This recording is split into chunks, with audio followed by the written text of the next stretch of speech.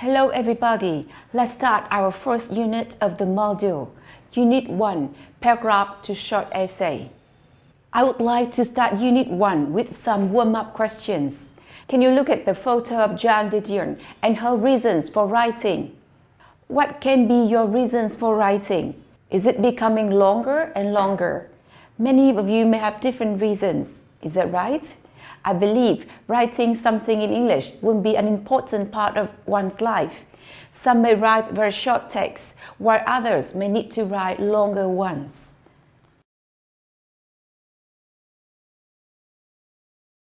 You can be more familiar and write longer texts since this unit will help students consolidate their understanding of paragraphs and paragraph requirements, distinguish the differences between a paragraph and a short essay, write some correct sentences, recognize and correct run-on sentences, and recognize and write correct dependent clauses. To meet those objectives, we are going through the following parts in Unit 1. The first one is paragraph. The second one is unity and coherence. The third one is studying the differences between paragraph and short essay. And finally, editing your writing. Let's start with the first part, the paragraph, in which we are going to review paragraph structure and the topic sentence. A paragraph is a group of sentences about a topic. A typical paragraph begins with a topic sentence, which introduces the topic. The sentences that follow support the idea of the topic sentence with explanations, reasons, and other details. The concluding sentence brings the paragraph to an end. Remember to put your paragraph in the correct format as shown here. Now let's do some practice. You will read the paragraph. You need to label the structure and formatting elements of the paragraph with an appropriate letter.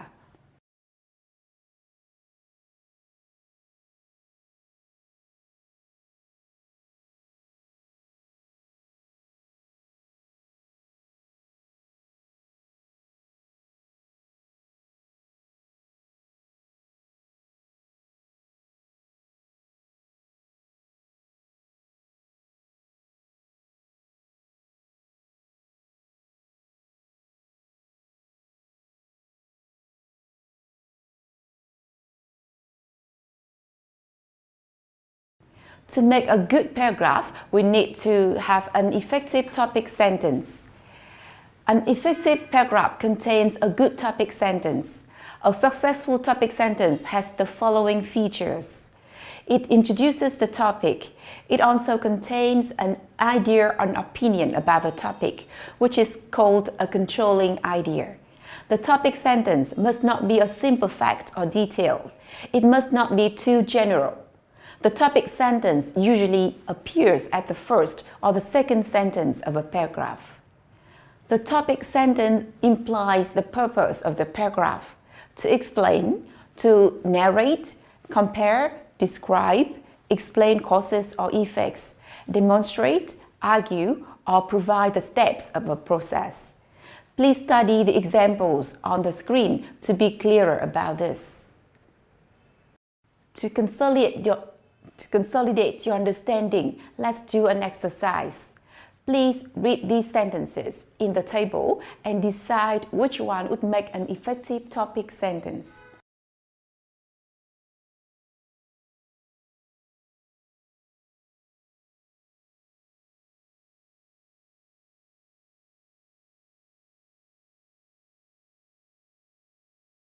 As you can see, the effective topic sentences are often not too general or too specific, and they should show the purpose of the paragraph very clearly.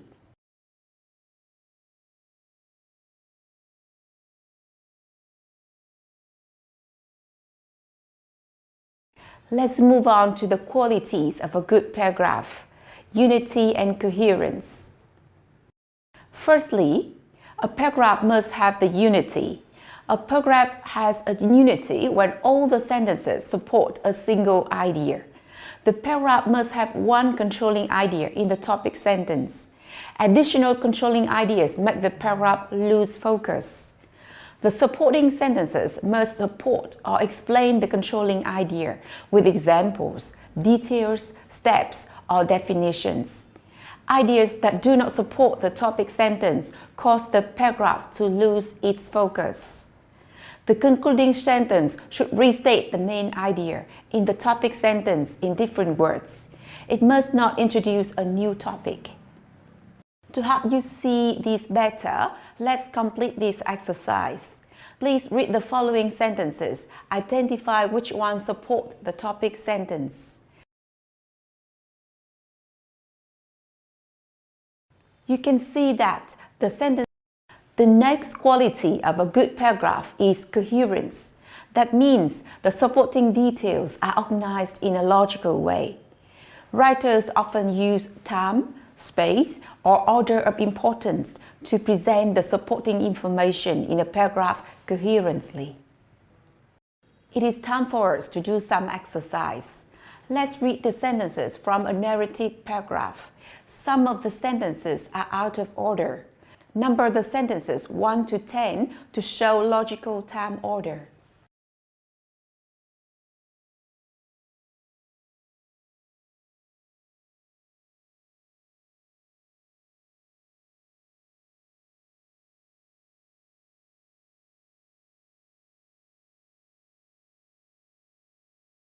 And here is the answer. As you can see, the details are arranged according to time order to show one after another events of the story. This order helps the reader understand the text better.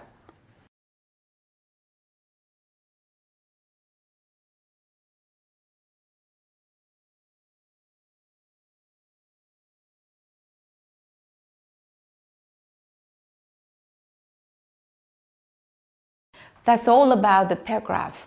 What about essays? You will see that there are a number of similarities between paragraphs and short essays when we compare them together, and we are going to explore short essays organization. A short essay is longer than a paragraph, but like a paragraph, it has three important parts: an introduction, a body, and a conclusion. The introductory paragraph is the first part of a short essay. It contains a topic sentence and thesis statement. What about body paragraphs? A short essay has at least 1 or 2 body paragraphs. These develop the ideas presented in the introduction. In the conclusion, you can see that it is the final paragraph. It summarizes the main ideas presented in the short essay. Looking into paragraph and short essays in details, we can see that they have quite similar structures. As for paragraph, the topic sentence states the topic. In the short essay, the introductory paragraph states the topic. In the paragraph, the topic sentence states the controlling idea, whereas in the short essay, the thesis statement states the controlling idea. In the paragraph, the supporting sentences of the paragraph support the idea in the topic sentence. And in the short essay, the body paragraphs support the main idea in the thesis statement. Each body paragraph has a topic sentence. And in the paragraph, the concluding sentence summarizes the main idea in the topic sentence, while the essay conclusion summarizes the idea in the thesis statement. Let's explore the short essay organization in details. An effective essay must have the following elements. First, introduction. A hook is an opening sentence that attracts the reader's attention. The sentences after the hook give background information that helps the reader understand the topic. And the last sentence, the thesis statement, is very important because it gives the topic and controlling idea of the entire essay. The second part of an essay is body paragraphs. An essay has at least one body paragraph in which the writer develops the thesis statement from the introduction. The body paragraph begins with a topic sentence, followed by supporting details. And the last part is conclusion. An essay ends with a conclusion that summarizes or restates the main idea in the thesis statement. To check our understanding of a short essay organization, let's read the short essay. The thesis statement is missing. Choose the best statement from the list following the essay to be the statement.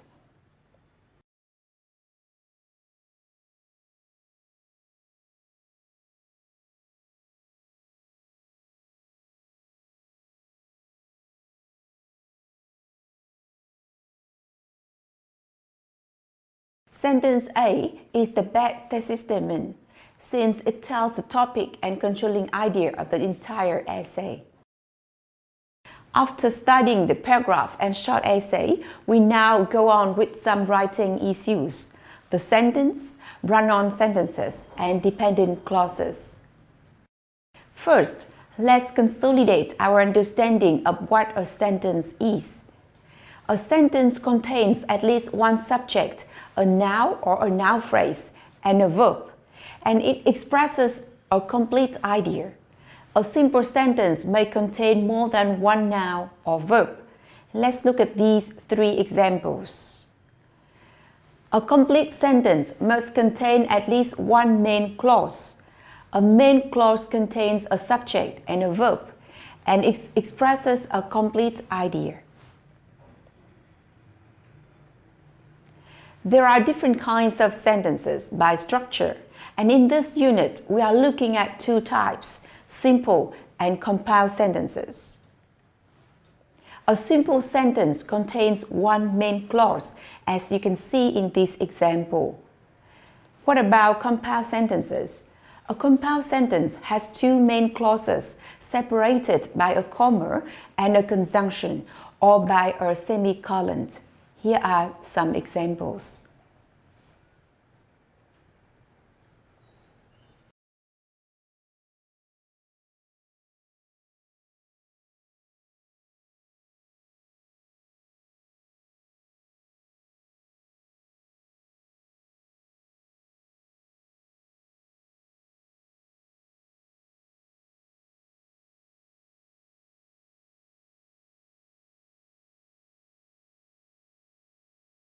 The second issue we are going to analyze here is run-on sentences. Two sentences that run together without correct punctuation are called run-on sentences. There are several ways to correct them. First, we can put a period between the sentences, like in the first example here. Second, we can add a comma and a connecting word such as and, but, or so, like in the second example. Another important issue we need to be aware of is dependent clauses. A dependent clause is a clause that is not a complete sentence by itself. It has a subject and a verb, but it does not have a complete idea. It often starts with a subordinating conjunction like because, before, since, when, after, or why. It must always be attached to a main or independent clause to make a complete sentence. The dependent clause can come before or after the main clause without changing the meaning, but the punctuation is different. The two examples here show how we can arrange clauses in a sentence. And now, can you identify which clause is M or main clause and which one is D or dependent clause?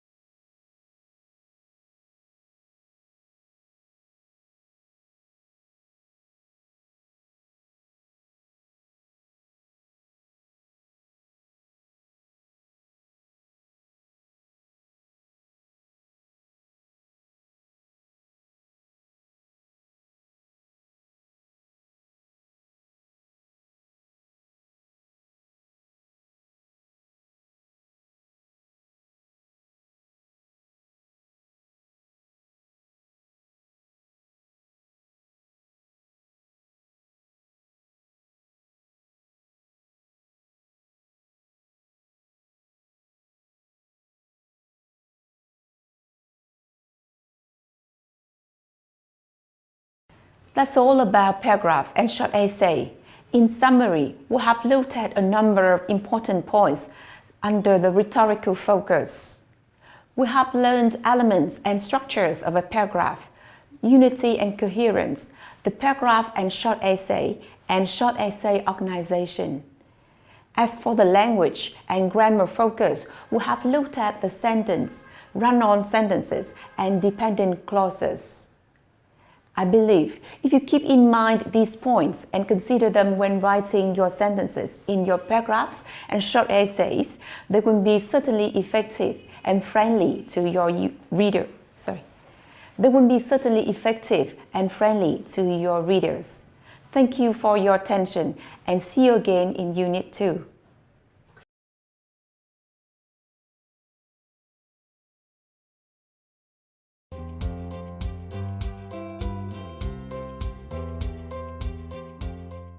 Hello everyone, welcome to Unit 2, Descriptive Essays. After studying Unit 1 of Paragraph and Short Essay, you are now able to understand the similarities and differences between paragraphs and short essays, the qualities of a good paragraph and a short essay, such as unity and coherence, and some important knowledge of sentence writing. Today, we will move on to the first type of essays, which is descriptive essays. Please imagine you were in this place and answer the following questions. What can you see, hear, or smell? I hope you can list a number of items, sounds, and smells when looking at this photo.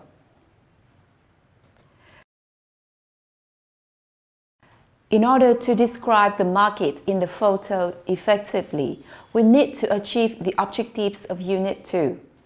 After this lesson, students will be able to recognize the organization and write an effective short essays. Identify and use specific vocabulary and structures to write a short descriptive essay. Like Unit 1, we will go through the following parts in Unit 2. Stimulating idea, brainstorming and outlining, developing your ideas and editing your writing. Let's start with the first part, stimulating ideas, in which we are going to explore the text How to Eat a Guava by reading, understanding, and responding to the text. To understand the text better, let's do the reading comprehension exercise on the screen. Please write T for true and F for false for each statement.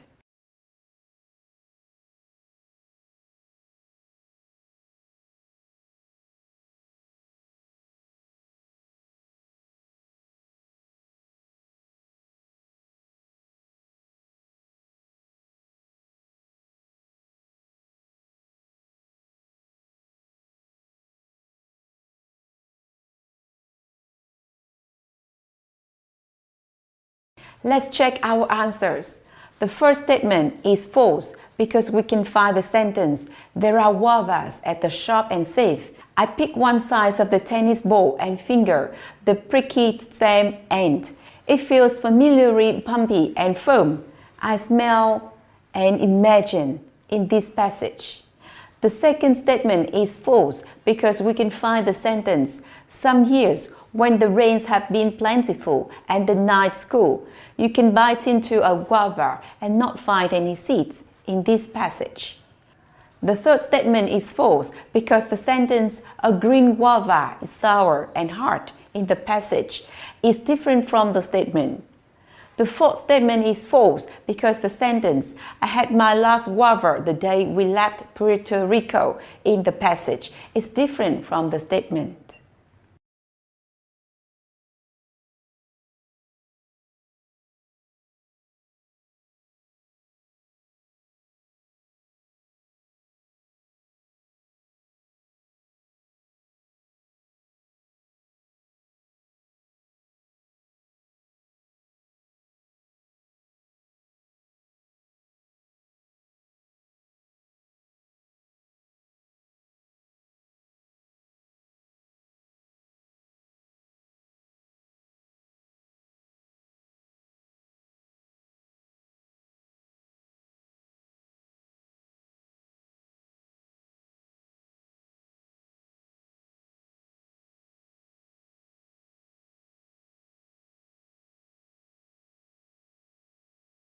And now, can you answer the questions on the screen to get the details of the text?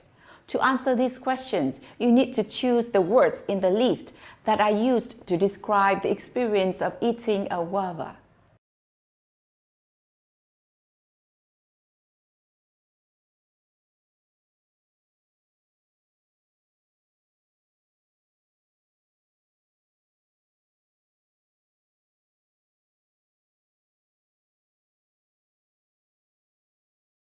And the bold words are the answers to describe the color, taste, and feelings when you eat a guava.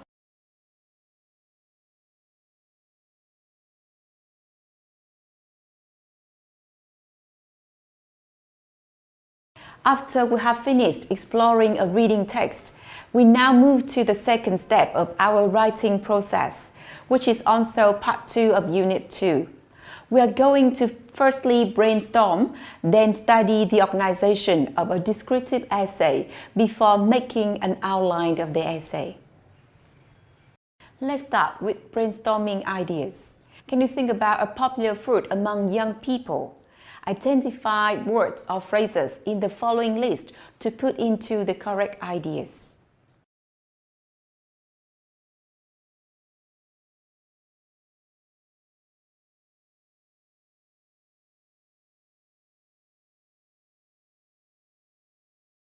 Let's continue with brainstorming vocabulary. You need to continue to think about pizza and identify what sense, taste, touch, smell, and sight the reader can use to understand the description of pizza.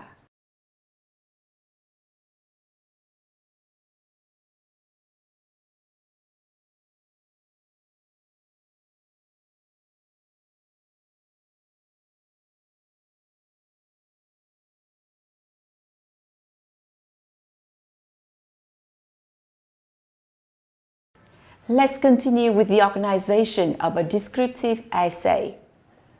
In a descriptive essay, a writer uses details to tell how a subject looks, sounds, smells, tastes, or feels to make the reader feel like responding to what he or she is reading. There are 3 parts in the essay. Number 1 is introduction. In the introduction, the hook introduces the object or event in the description and gets the reader's attention.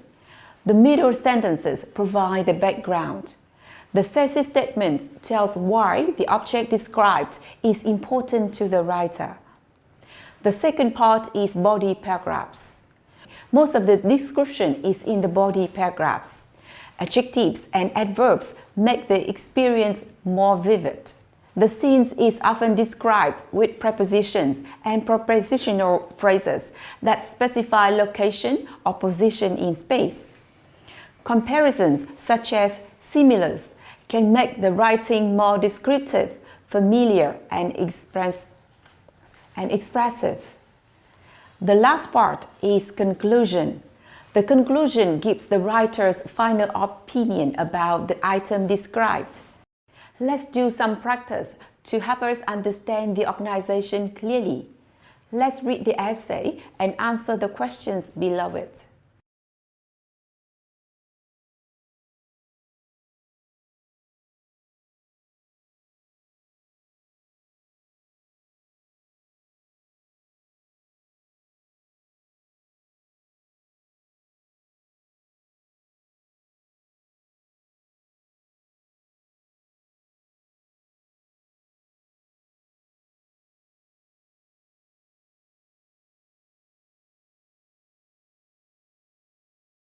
And now, let's read the essay, The Best Pizza in Town and Maybe the World again, and fill in the missing information in the outline below with suggested answers.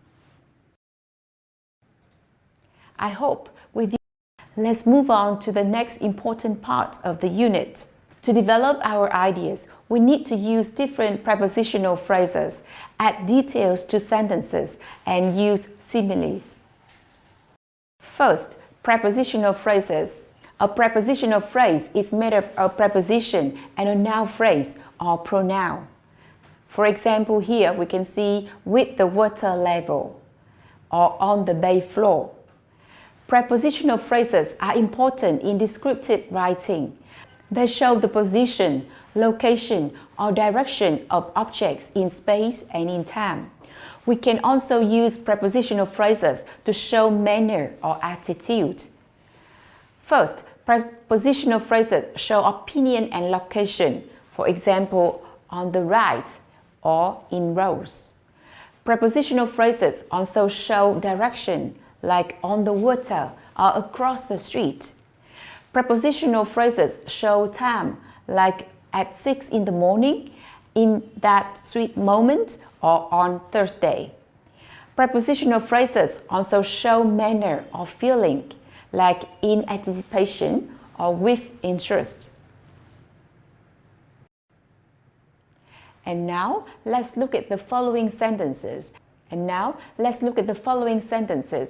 identify prepositional phrases.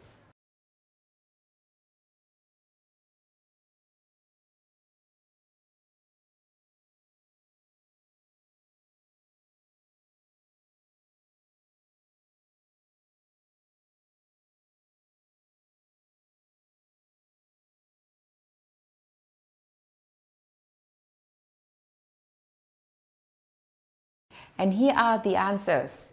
The phrases often start with a preposition such as details tell what something looks like or how it sounds, feels, tastes, or smells. We can use nouns, adjectives, adverbs, and verbs to add details. The more specific the details are, the more effective and interesting the writing will be.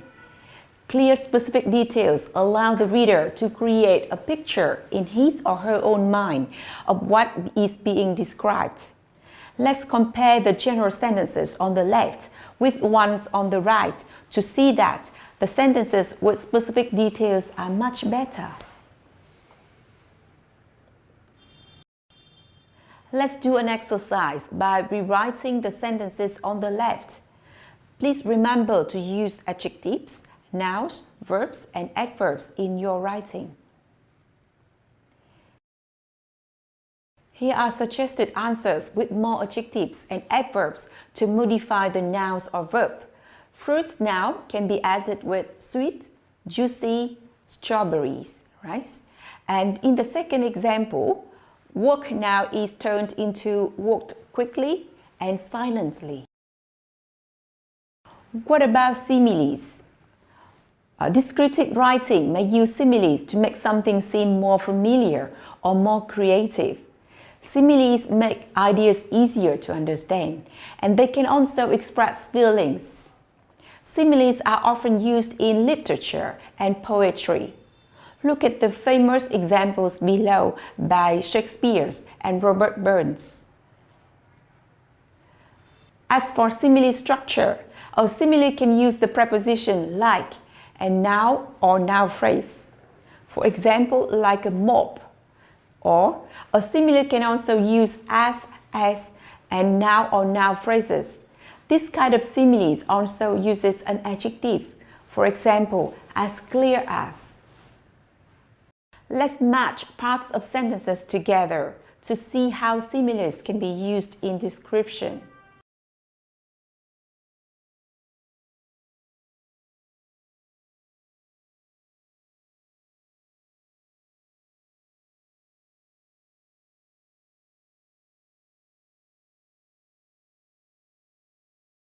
To help us write better descriptive details, we need to have good vocabulary of descriptive adjectives, good understanding of adjective formation, and remember to describe our feelings.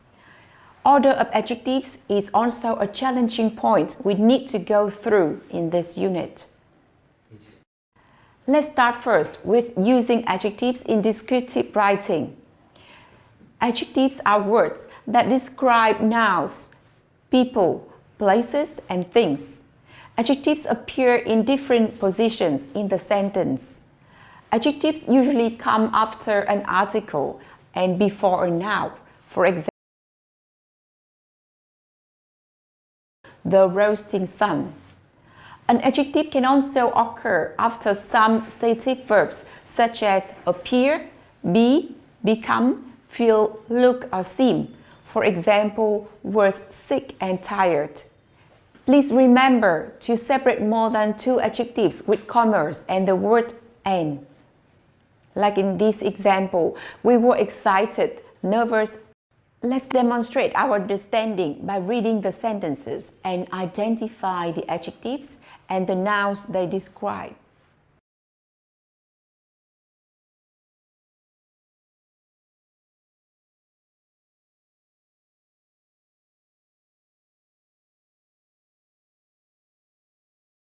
And here are the keys. Adjectives can stay out. There are several ways to form adjectives. First, adjectives can be formed with verbs. Many of these adjectives are formed by adding ing to the verbs. For example, entertain, entertaining, excite, exciting. Second, the past particles of verbs can be functioned as an adjective. For example, break, broken, excite, excited.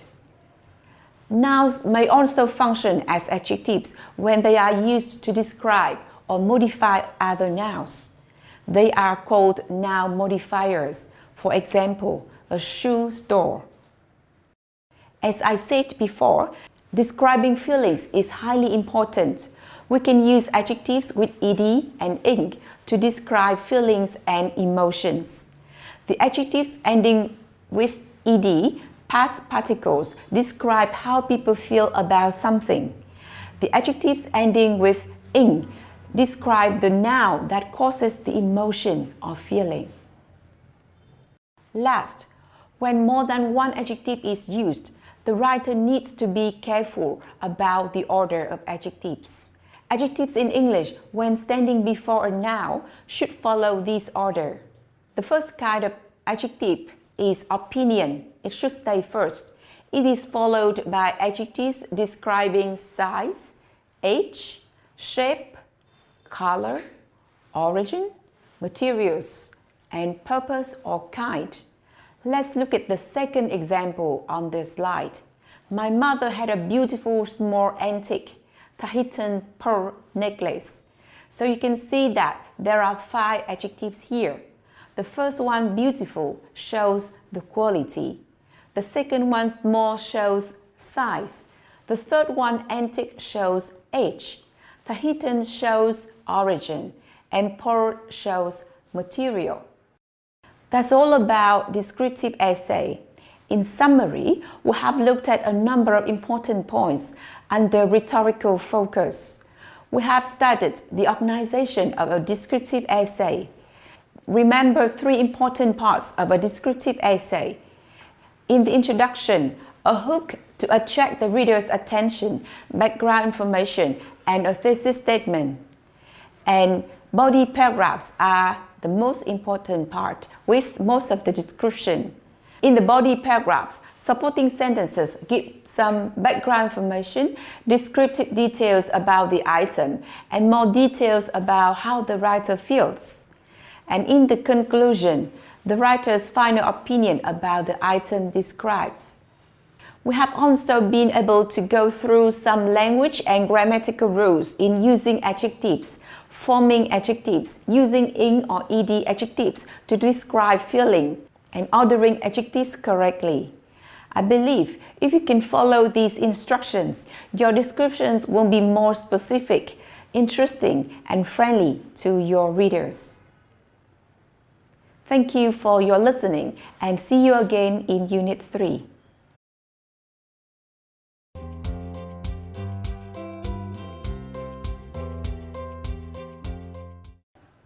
Hello everyone, welcome to Unit 3, Narrative Essays. After studying Units 1 and 2 about short essays in general and a descriptive essay in particular, you are now able to write a descriptive essay in a more interesting way. Today, we will move on to the second type of essay, which is narrative essays. I would like to start Unit 3 with some warm-up questions. Can you look at the photo and answer the questions on the screen? As you can see, the man is doing parachuting. Before the experience, he may feel excited and also anxious. While he is doing it, he might feel thrilled and free. And after that, he may feel satisfied. In this lesson, students will be able to recognize the organization and write an effective short narrative essay. Identify and use specific vocabulary and structures to write a short narrative essay. To meet those objectives, we are going through the following parts in Unit 3.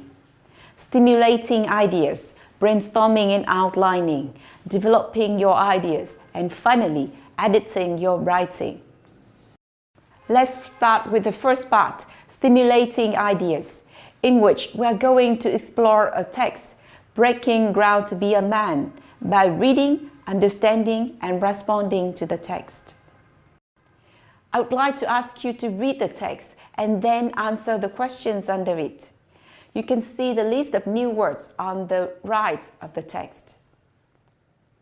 To understand the text better, let's do the reading comprehension exercise on the slide. Please write T for truth and F for false for each statement.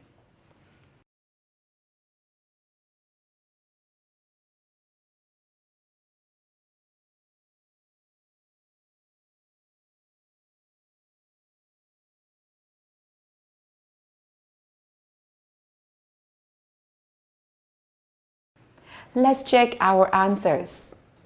The first statement is true because we can find, but for this job, I preferred to protect my legs with long pants in the passage.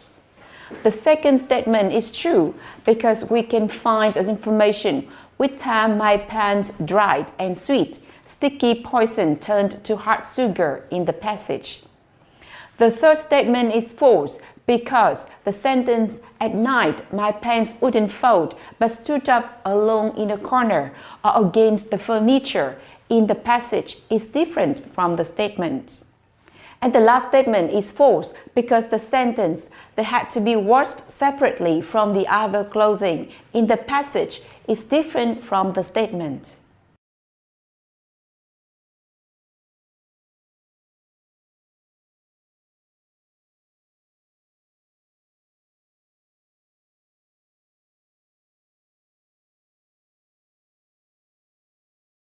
As for number 2, it can be good because it teaches children the value of hard work.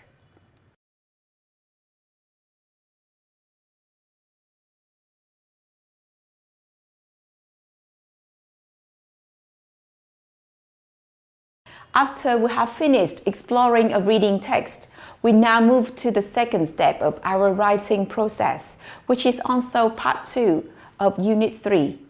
We are going to firstly brainstorm, then study the organization of a narrative essay before making an outline.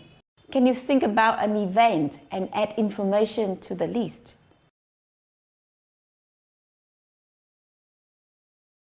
And here is one suggestion for our unit. So let's think about an embarrassing moment. So what did you think before that? So let's take an example here. I believed everybody shared the same belief. And after that, people have different beliefs in different countries.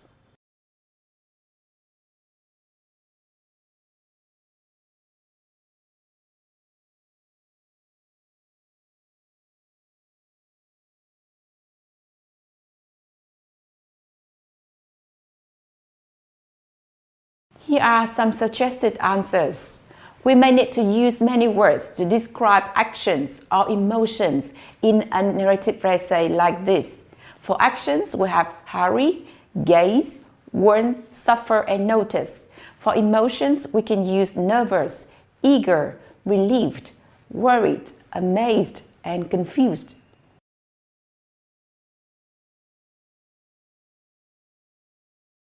We have completed the step of brainstorming, and now let's study narrative essay organization. A narrative is a story. It has an introduction that engages the reader's interest, details about the main event or action in the story, and a conclusion that describes the outcome. Looking at the structure of a narrative essay, you can see that there are similarities between narrative and descriptive essays. The essay also has three parts. In the introduction, the hook gets the reader's attention. The middle sentences introduce the event by providing background information about the people, place, and the time.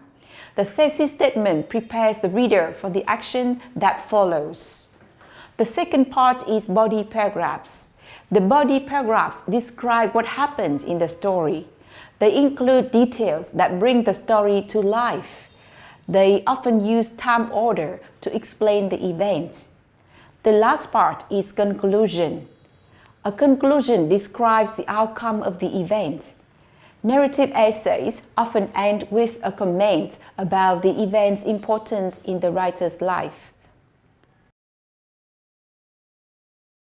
To understand the narrative organization better, let's complete this exercise. You need to read the text and examine the organization of the essay by answering the questions under the text.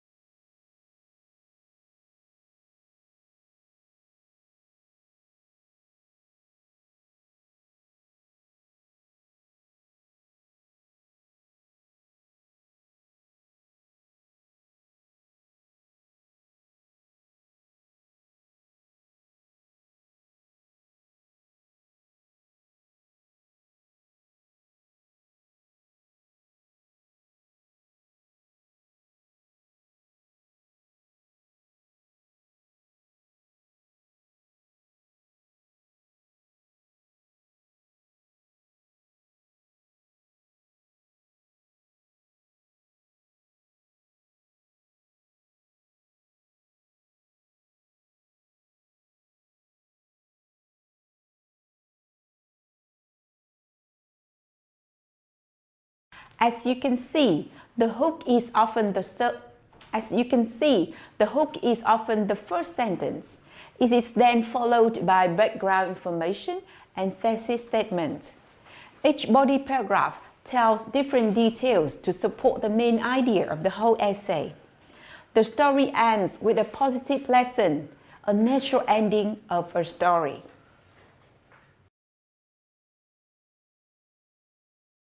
To help you imagine what an outline of a narrative essay looks like, we are going to make an outline based on the text, an embarrassing incident, by filling in the blanks on the slide.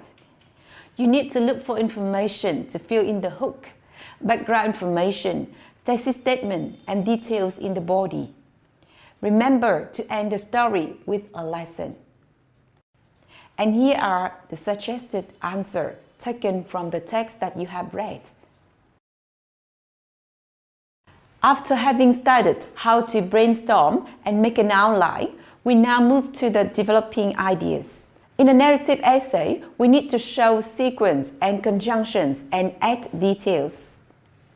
In a narrative essays, we use time expressions to clarify the sequence of events. We use connectors or time adverbs such as then, finally, or eventually. We use subordinating conjunctions to link clauses within a sentence. And in this one, we often use time adverbs. We use time adverbs such as afterward, after that, eventually, finally, later, or now, then, suddenly as connectors. These connectors usually appear at the beginning of a sentence. When they do, they are immediately followed by a comma. However, then is an exception. It is not followed by a comma. Let's read the paragraph and find out time expressions in this one.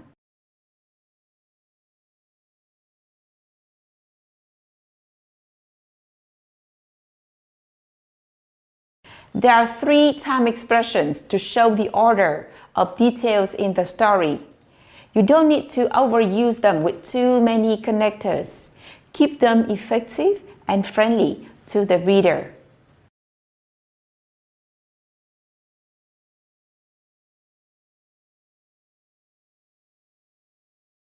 We also can connect details with conjunctions.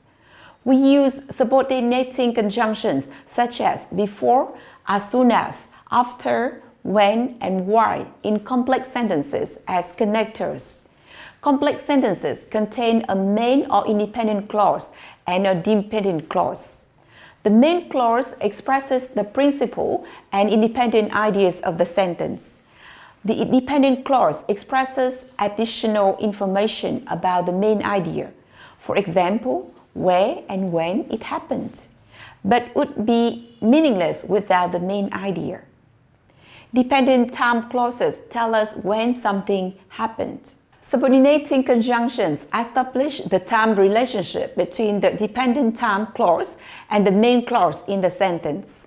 The supporting conjunctions start the dependent clause, but the clauses can come in either order. We can use a comma when the time clause comes before the main clause. Let's do some practice. Can you identify the time clause and main clause in the following sentences?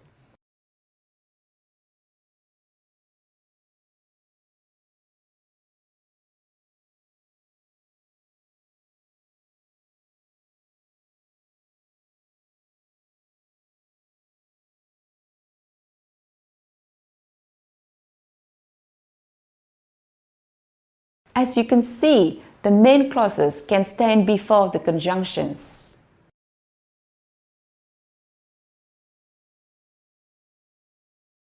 To make our stories more understandable, we need to add details to it. Details are facts, examples, illustrations, definitions, and descriptions. They answer who, what, why, where, when, and how questions.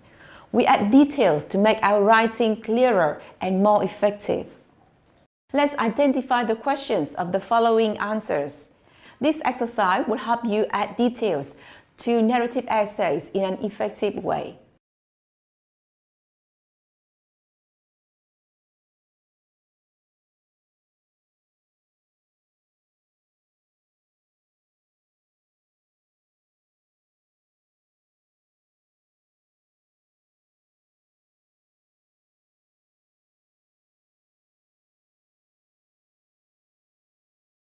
So, we have looked at the organization and ideas of a narrative essay. And now we will move on to a language focus. We will study how to use past continuous and subordinating conjunctions with this sentence. We will use how to use past continuous and subordinating conjunctions with this tense.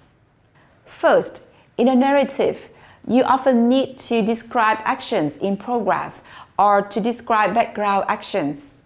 To form the past continuous, we often use was or were and the base form of the verb with ing. Use the past continuous to talk about activities that were in progress at a specific time in the past.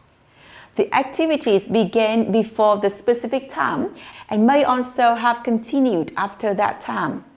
For example, at 3 o'clock, we were walking home from school. My friend was riding his bicycle.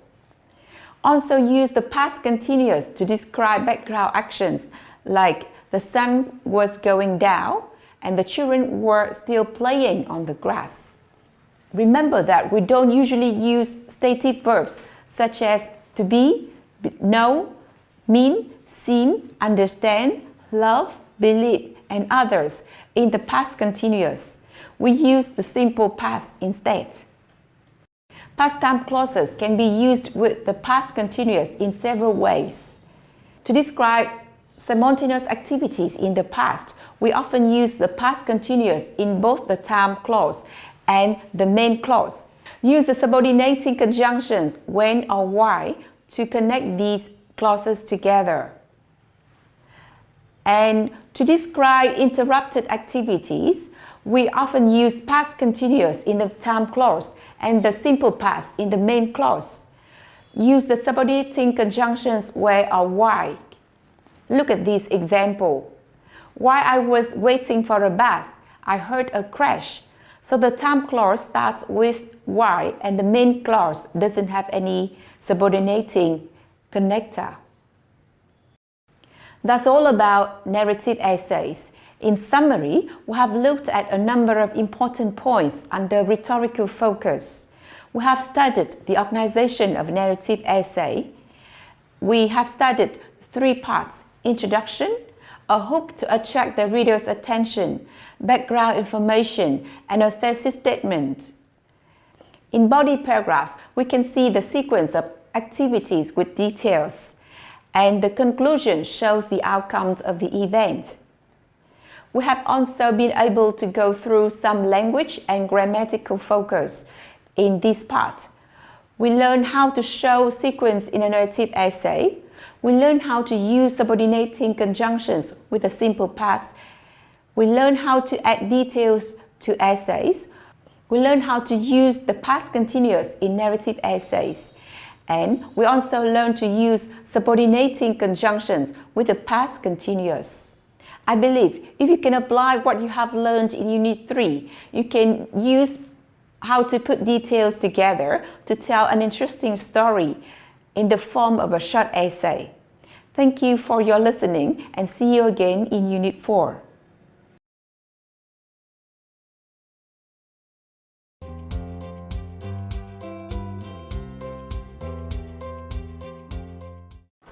Hello everyone, welcome to Unit 4, Comparison Contrast Essays. After studying the first 3 units, you are now able to write descriptive and narrative essays effectively. Today, we will move on to the next type of essays, which is comparison contrast essays. I would like to start Unit 4 with some warm-up questions. Can you look at the photo and answer the questions on the screen?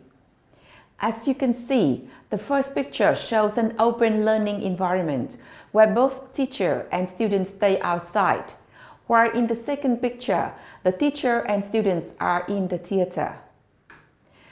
They are friends. Comparing things will be a common activity at higher education level. That's why it is important to learn how to write a comparison contrast essay.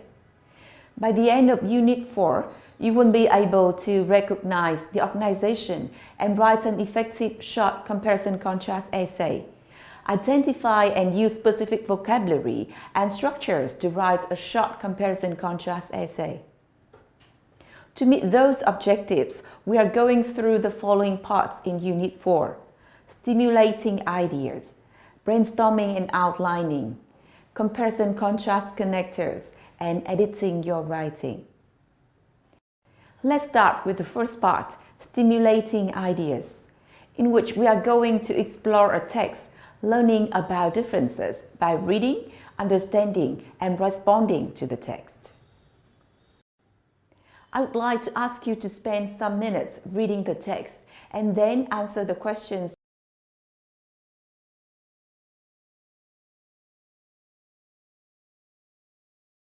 To understand the text better, let's do the reading comprehension on the slide. Please decide if each statement is true or false. Let's check our answers. The first statement is false because the information "this was my third trip abroad" in the passage is different from the statement. The second statement is true because we can find the information at the First University of Colorado campus in Boulder was quite a shock in the passage. The third statement is false because the information "and as for a young female student in Colorado, wow, I was so shy and embarrassed, I did not know where to look" in the passage is different from the statement. And the fourth statement is false because the sentence "I never talked to them outside the classroom" in the passage is different from the statement. And now, can you answer the questions on the screen to get the details of the text? You have some minutes to answer the questions.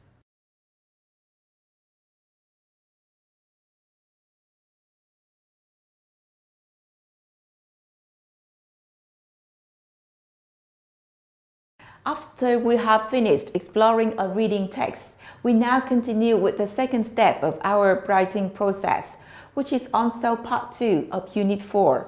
We are going to firstly brainstorm, then study the organization of a comparison-contrast essay before making an outline of the essay. Let's start with brainstorming ideas. Can you look at the Venn diagram and find out how many differences you can see in the diagram?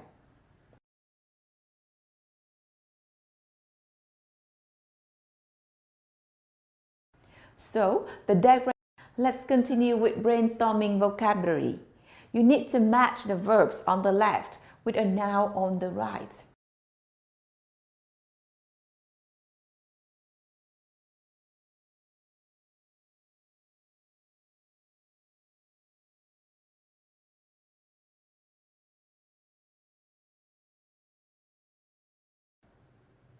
And here is the answer key. You can enjoy local food, study history, follow traditions, have an adventure, meet people, and tour museums. Please remember how they are combined together in order to make sure that you can use them precisely.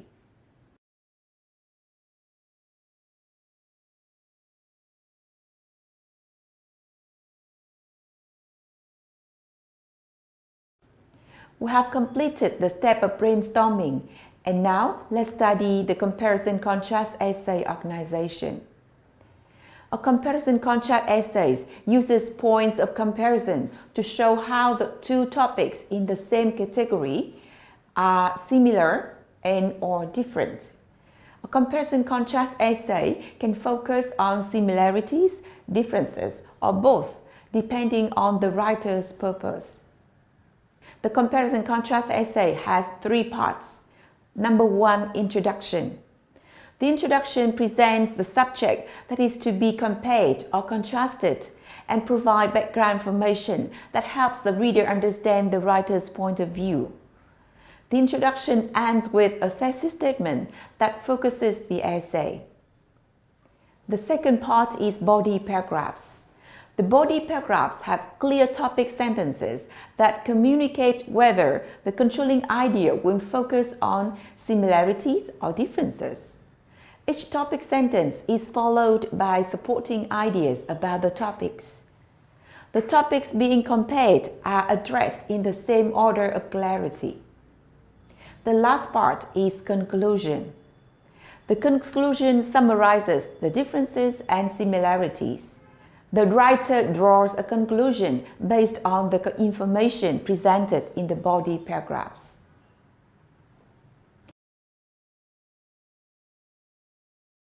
To understand the comparison-contrast organization better, let's complete this exercise. You need to read the essay and examine the organization of the essay by answering the questions under it.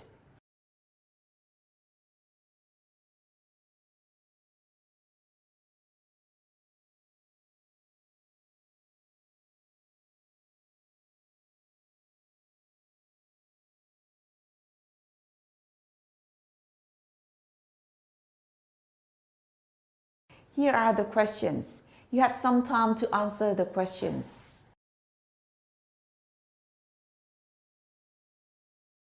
Shall we compare your answers with the suggested one? Number 1. The author compares New York and Quetzaltenango. Number 2.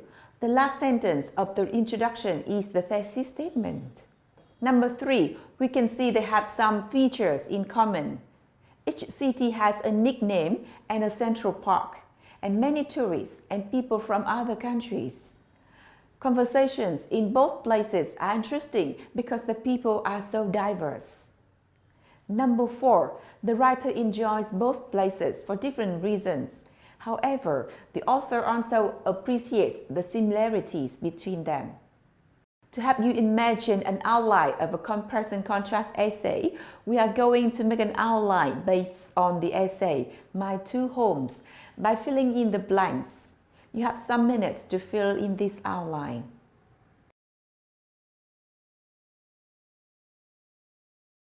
And here is the answer. We can find all three important sentences in the introduction. We can also find three similarities in the first body paragraph. Then we can find two differences in the second body paragraph.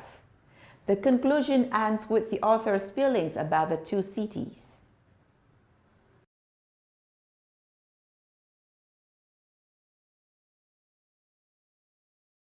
After having studied how to brainstorm and make an outline, we now move to developing ideas.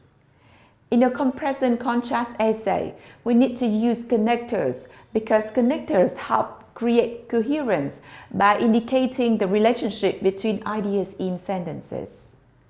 Some connectors are used to show similarities, such as like and a noun phrase, or similarly. Here are some examples. Some connectors are used to show contrast, such as unlike and a noun phrase, or in contrast. Please study the examples on the screen.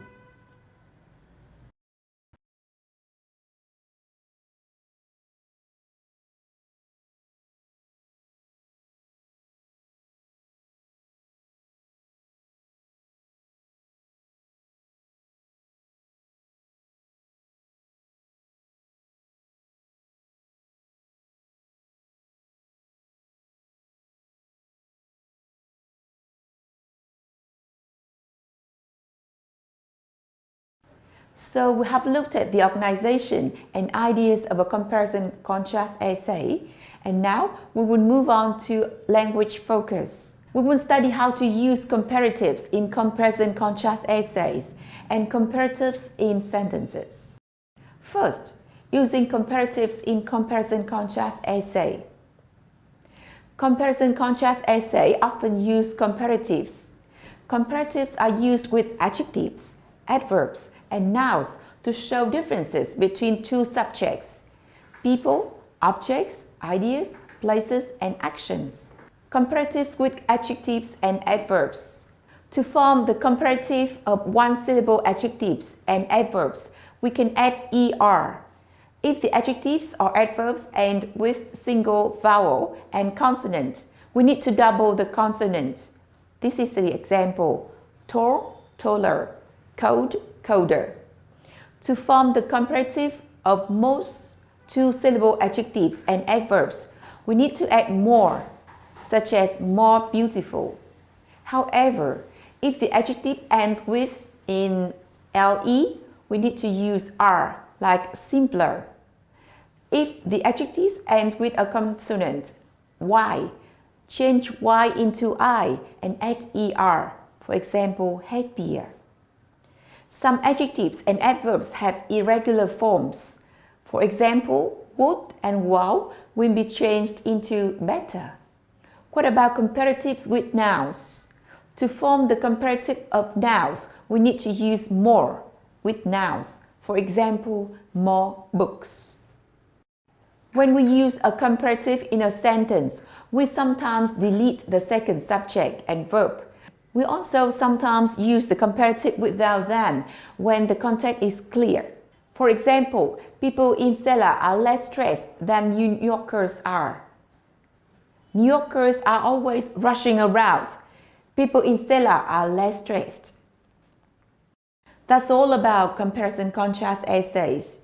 In summary, we have looked at a number of important points under rhetorical focus. We have learned the organization of a comparison-contrast essay, introduction, in which we can find the hook to attract the reader's attention, background formation, and a thesis statement, body paragraphs to show similarities or differences, and conclusion to show the summary of differences and similarities. We have also been able to go through some language and grammatical focus by studying how to use comparison-contrast connectors, using comparatives in comparison-contrast essays, and using comparative in sentences. I strongly believe that you can now be able to, it is my belief that you now can compare and contrast things from now on. Thank you for your listening and see you again in Unit 5.